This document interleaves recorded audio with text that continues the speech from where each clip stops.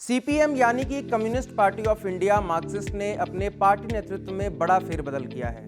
बड़ी संख्या में पार्टी के सीनियर लीडर्स को पोलित ब्यूरो से हटाकर नए लोगों को उसमें शामिल किया गया है। पार्टी ने यह निर्णय 2 अप्रैल से लेकर 6 अप्रैल तक मदुरई में हुए 24वें कांग्रेस के दौरान लिया। तो इसके बाद सबसे ज्यादा चर्चा इस बात को लेकर है कि क्या सीपीएम की डोमिनेटिंग केरला यूनिट ने पूरी तरह से बंगाल के नेताओं को ओवरशैडो कर दिया है। नमस्कार, मेरा नाम है ऋषिकेश और आप देखना शुरू कर चुके हैं खबर गांव। बंगाल से अपना एसोसिएशन रखने वाले सीपीएम के 5 बड़े नाम प्रकाश करात, बृंदा करात, सूर्यकांत मिश्रा, मानिक सरकार और सुभाषनी अली को पोलित ब्यूरो से हटाया गया है क्योंकि इनकी उम्र 75 से ऊपर है। पार्टी का निर्णय है कि वो नए लोगों को टॉप लीडरशिप में लाना चाहते हैं, मगर इन चर्चाओं के बीच यह समझना जरूरी है कि यह निर्णय रातों रात नहीं लिया गया है। पार्टी द्वारा यह निर्णय सीताराम येचुरी के जनरल सेक्रेटरी रहते ही ले लिया गया था। 8 अगस्त 2021 को सीपीएम सेंट्रल कमेटी की एक मीटिंग में नए लोगों को शामिल करने के उद्देश्य से यह निर्णय लिया गया कि 75 साल की उम्र को पूरा करने वाले नेताओं को पोलित ब्यूरो से हटा दिया जाएगा। उस मीटिंग में यह निर्णय लिया गया कि जो भी पोलित ब्यूरो मेंबर 75 की उम्र सीमा को क्रॉस कर जाएंगे उन्हें अपना पद छोड़ना पड़ेगा और किसी भी सूरत में इस उम्र सीमा से ऊपर किसी भी व्यक्ति को पोलित ब्यूरो में शामिल नहीं किया जाएगा। अप्रैल 2022 में केरल के कन्नूर में हुए 23वें कांग्रेस में इसकी घोषणा हुई। हालांकि 2018 को हैदराबाद में हुए पार्टी कांग्रेस में पहले भी ऐसा निर्णय लिया गया था। तब सी रामचंद्रन पिल्लई को अपवाद में रखते हुए उन्हें पोलित ब्यूरो का सदस्य बनाया गया, जबकि उनकी उम्र 75 से ऊपर थी। सीताराम येचुरी से पहले जब प्रकाश करात सीपीएम के जनरल सेक्रेटरी थे, तब यह निर्णय लिया गया था कि लीडरशिप पोजीशन पर कोई भी व्यक्ति 3 टर्म से ज्यादा नहीं होगा, चाहे वो पार्टी के अंदर हो या उसके बाहर के इलेक्टोरल पॉलिटिक्स में। मगर सबसे ज्यादा चर्चा इस बात की है कि आखिर केरल के मुख्यमंत्री पिनाराई विजयन को पोलित ब्यूरो में क्यों रखा गया है। विजयन की उम्र 79 साल होने के बावजूद भी उन्हें पोलित ब्यूरो में रखा गया है।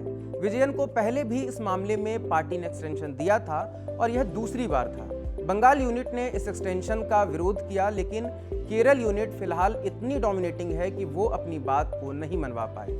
हालांकि विजयन के पोलित ब्यूरो में होने की एक और वजह है। केरल पूरे देश में अकेला एक ऐसा स्टेट है जहां सीपीएम का दबदबा है। विजयन ने यहां 2016 और 2021 2 बार अपने नेतृत्व में लेफ्ट डेमोक्रेटिक फ्रंट की सरकार बनवाई। ये अपने आप में ऐतिहासिक है क्योंकि ऐसा पहले कभी नहीं हुआ था। चूंकि वो अभी भी मौजूदा मुख्यमंत्री हैं और अगले ही साल केरल में विधानसभा का चुनाव है, तो यह निर्णय स्वाभाविक था कि विजयन पोलित ब्यूरो में शामिल हो। केरल के अंदर विजयन से ज्यादा संगठनात्मक अनुभव वाला दूसरा कोई नेता नहीं है, इसलिए किसी न किसी पोजीशन में उनका होना पार्टी के कैडर को एक बड़ा कॉन्फिडेंस देता है। हमने इस बारे में पहली बार पोलित ब्यूरो में शामिल किए गए सीपीएम लीडर विजू कृष्णन से बात की। दिल्ली यूनिट के सीपीएम नेता कृष्णन ने हमसे बातचीत में बताया कि इस निर्णय को लेकर कभी भी पार्टी के अंदर कोई मतभेद नहीं था। प्रकाश करात जब जनरल सेक्रेटरी थे तो उस टाइम ही यह निर्णय लिया गया था कि लीडरशिप पोजीशन पर कोई भी व्यक्ति 3 बार से ज्यादा नहीं होगा और सीताराम येचुरी के समय 75 के एज बार को लाया गया। बंगाल और केरल यूनिट के बीच किसी भी तरह का कोई कॉन्फ्लिक्ट नहीं है। बंगाल के रिप्रेजेंटेशन को कहीं से भी कम नहीं किया गया है। पार्टी के हित को देखते हुए हमने निर्णय लिया कि मुख्यमंत्री पिनाराई विजयन के टर्म को इस बार भी बढ़ाया जाए, क्योंकि केरल एकमात्र ऐसा राज्य है जहां हमारी सरकार है। इस कांग्रेस में हमने इस बात पर चर्चा की कि अगले साल होने वाले विधानसभा चुनाव में हम न सिर्फ केरल को रिटेन करें, बल्कि पश्चिम बंगाल और त्रिपुरा में भी बढ़िया प्रदर्शन करते हुए वापस से सरकार बनाएं, जहां पूर्व में हमारी सरकार हुआ करती थी। प्रकाश करात जनरल सेक्रेटरी थे, उसी समय ये 3 टर्म का, और पिछले बार सीताराम जब थे ये 75 वाला आए, पर 3 टर्म वाला जब प्रकाश करात सेक्रेटरी थे, जनरल सेक्रेटरी तब लिया। ठीक है सर। तो एक और चीज सर कि मतलब अब जब केरल, मतलब इस चीज पे भी बात हुई कि अब किस तरीके से सीपीआईएम का जो ग्राफ लगातार बंगाल में गिरा, तो इन चीजों को लेकर भी कोई डिसीजन लिया कि कैसे वो वापस से एक्टिव होंगे वहाँ? नहीं, वो हमारा प्राथमिकता होगा कि जिन राज्यों में हमारा मजबूत पहले रहा है, सरकारें भी थे, बंगाल और त्रिपुरा, उसको फिर से जीतना, और ये एक टास्क हमारा प्राइमरी रहेगा।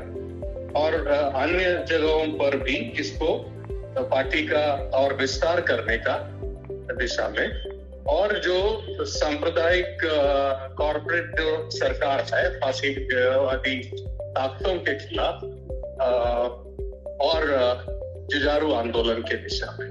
तो कुल मिलाकर देखें तो सेंट्रल कमेटी ने सर्वसम्मति से यह निर्णय लिया और पोलित ब्यूरो से हटाए गए लोगों ने इसको स्वीकार भी किया। सीपीएम के सीनियर लीडर्स जो अब तक पोलित ब्यूरो या फिर किसी लीडरशिप पोजीशन में थे, उन्हें पार्टी के कामकाज में बतौर सलाहकार शामिल किया जाएगा। ये किसी लीडरशिप पोजीशन में तो नहीं होंगे, लेकिन इनके अनुभव को पार्टी जरूर इस्तेमाल करेगी और इनके सलाह पर विचार करेगी। वो बतौर स्पेशल इनवाइटी जुड़ेंगे। ये नेता होंगे मानिक सरकार, प्रकाश करात, बृंदा करात, सुभाषनी अली, रामचंद्रन पिल्लई, बिमन बासु और हनन मुल्ला। इन्हें आप सीपीएम का मार्गदर्शक मंडल भी कह सकते हैं। जनरल सेक्रेटरी के पद पर सीपीएम सेंट्रल कमेटी के बीच एक वोटिंग हुई। सीताराम येचुरी की मौत के बाद से ही यह पद खाली थी। महाराष्ट्र के सीपीएम लीडर डीएल करात को महज 31 वोट मिले, मगर केरल यूनिट के डोमिनेंस के कारण मरियम अलेक्जेंडर बेबी इस पोस्ट के लिए पहली पसंद बने। केरल से वो सीपीएम के लिए सिर्फ दूसरे जनरल सेक्रेटरी होंगे। बेबी ने एसएफआई के नेशनल प्रेसिडेंट, 1986 से 1998 तक राज्यसभा सदस्य और केरल सरकार में फुल टर्म शिक्षा एवं सांस्कृतिक मंत्री के रूप में भी काम किया है। इस पोस्ट के लिए बंगाल से मोहम्मद सलीम का नाम चल रहा था, मगर उन्होंने कहा कि वो सिर्फ बंगाल पर अपना फोकस करना चाहते हैं। मोहम्मद सलीम ने ही जनरल सेक्रेटरी के लिए बेबी का नाम प्रस्तावित किया था। इनके जनरल सेक्रेटरी चुने जाने के बाद तमिलनाडु के मुख्यमंत्री एमके स्टालिन ने उन्हें बधाई दी। स्टालिन ने अपने एक्स अकाउंट पर लिखा कि बेबी का सेकुलरिज्म, सामाजिक न्याय और फेडरलिज्म बाकी सेकुलर पार्टियों के बीच गठबंधन को और मजबूत बनाएगा। बेबी को संगठन का लंबा अनुभव प्राप्त है, लेकिन अब उनके सामने सबसे बड़ी चुनौती ये होगी कि वो कैसे केरल को दक्षिण के अलावा वापस से बंगाल, बिहार या और नॉर्थ इंडियन स्टेट्स में वापस से अपना कैडर खड़ा करते हैं। सीपीएम के लिए फिलहाल सबसे बड़ा चैलेंज बंगाल है, जहां पिछले विधानसभा और 2024 के लोकसभा चुनाव में वो अपना खाता तक नहीं खोल पाई थी। अगर आपको यह वीडियो पसंद आया हो तो लाइक और शेयर जरूर करें और ऐसे ही वीडियोस देखने के लिए सब्सक्राइब करें हमारा चैनल खबरगांव।